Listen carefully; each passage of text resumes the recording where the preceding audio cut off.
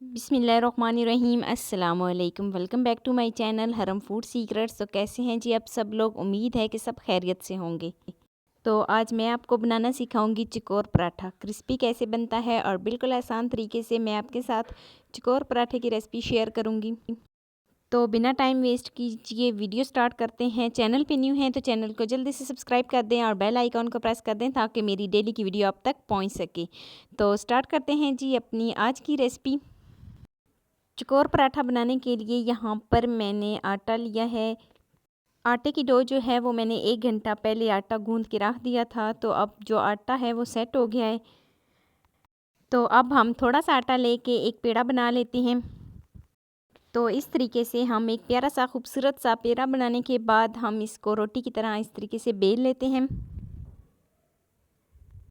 तो थोड़ा सा हम रोटी को इस तरीके से हाथों की मदद से बनाते हैं ताकि हमें बेलने में आसानी हो। तो अब हम इसको बेल लेते हैं। यहाँ पर हमने रोटी को ना ही बहुत ज़्यादा मोटा बेलना है और ना ही बहुत ज़्यादा पतला, बस दरमियानी साइज़ की रखनी है। तो रोटी को इस तरीके से बेलने के बाद अब हम इसके ऊपर ऑयल लगाएंगे। आप चाहें तो घी का इस्तेमाल भी कर सकते हैं। तो यहाँ पर हमने पूरी रोटी के ऊपर ऑयल लगा लिया है अच्छे तरीके से। तो अब हम एक कॉर्नर को पकड़कर रोटी के ऊपर रखेंगे और फिर दूसरे कॉर्नर को, और इसी तरह हम चारों कॉर्नर को बना लेंगे।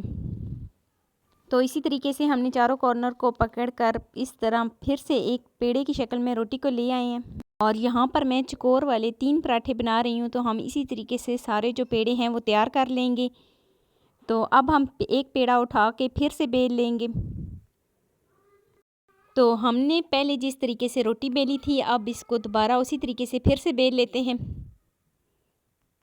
यहाँ पर अब हमने इसको पतला बेलना है, बहुत ज़्यादा मोटा इसको नहीं बेलना, बिल्कुल पतला हमने बेलना है, तभी जो हमारा पराठा होगा वो क्रिस्पी बनेगा।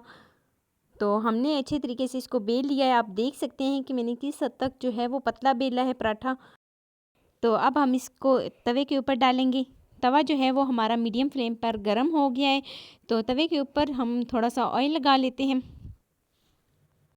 तो ऑयल लगाने के बाद जो हमने रोटी बेली है, जो पराठा बेला है, अब हम इसको तवे के ऊपर डाल देते हैं और इसको तवे के ऊपर सेट कर लेते हैं। कहीं से अगर ख़राब है तो आप तवे के ऊपर सेट कर सकते हैं। तो अच्छे तरीके से सेट कर लेते हैं। तो हमारा जो पराठा है वो सेट हो गया है। अब हम इसके ऊपर ऑयल लगाएंगे। तो यहाँ पर मैं 2 टेबलस्पून इसके ऊपर ऑयल लगाऊंगी। और ऑयल लगाने के बाद अब हम साइड को चेंज कर लेते हैं। जो नीचे वाली साइड है वो हमारी तकरीबन अभी कच्ची है, पकी नहीं है। तो अब हम साइड को चेंज करते हैं और फिर दोनों साइडों से हम पका लेंगे। तो हमने एक साइड से अच्छे तरीके से पका लिए, जहाँ से हमें कच्ची लगे हम उस जगह से इस तरीके से उसको फिर से पका लेते हैं। तो अब हम साइड को चेंज कर लेते हैं। तो साइड को चेंज करके हम दोनों साइडों से अच्छे तरीके से पका लेंगे ताकि जो हमारा पराठा है वो कहीं से भी कच्चा ना रहे। तो हमारा पराठा जो है वो दोनों साइडों से अच्छे तरीके से पक चुका है।